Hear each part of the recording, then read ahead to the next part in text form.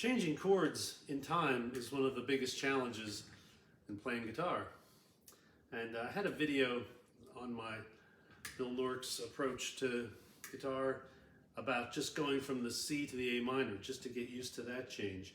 Well, this video is going to build on that, and I'm going to use the chords C, A minor, F, and G.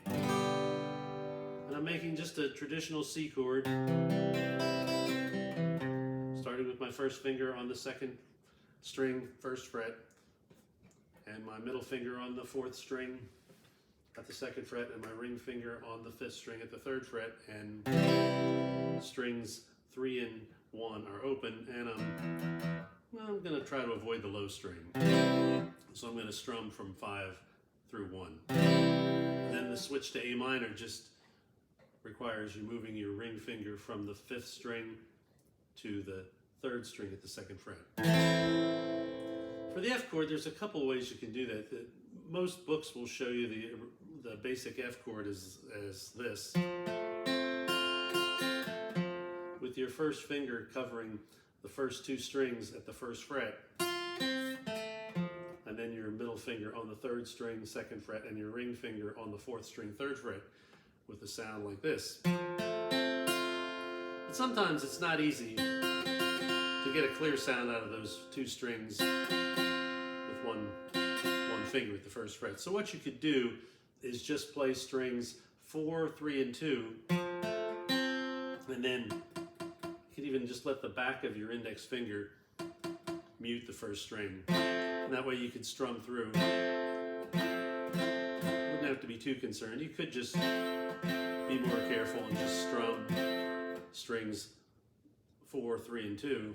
But if you hit the first string and it's muted, it won't matter. Another variation on that is to start with this 3-finger chord, move your ring finger over to the 5th string at the 3rd fret, and drop your little finger to the 4th string, 3rd fret. It gives you a little fuller sound. Usually I like to have the root note of the chord on the bottom, but in this case, it just kind of beefs up the sound a little bit. Now the notes in the F chord are F, A, and C, and the 5th string open is an A. I don't like that sound too much. I don't like that. This would be the 3rd of the chord, the A note. Not crazy about that sound. I'd rather have the C note on the bottom at the 5th string, 3rd fret. The other nice thing about making the F chord in this way, and I'm still not pressing down on the first string, I'm just kind of muting that, but I'm playing the strings 5 through 2. The other nice thing about this, if you've got your ring finger on the 5th string at the 3rd fret, then you're all ready to go back to the C chord. So if you're going from C to F, this is a pretty easy transition. C, F. There's a lot of songs that use those two chords.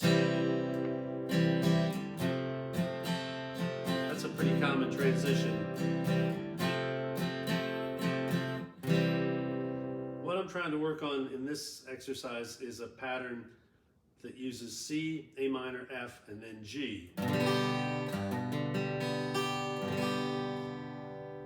And in this example, I'm going to make the G chord with my ring finger on the first string at the 3rd fret, my index finger on the 5th string at the 2nd fret, and my middle finger on the 6th string at the 3rd fret. So index fingers on the 2nd fret, their 5th string, and the middle fingers on the 3rd fret of the 6th string. So the pattern is C, A minor, F, and G. And to start out, I'm just going to let each chord ring for 4 beats. And I'm going to use my metronome at about 60 beats per minute. So always think about the beat before you start. 1, 2, 3, 4. 2, 3, 4. A minor.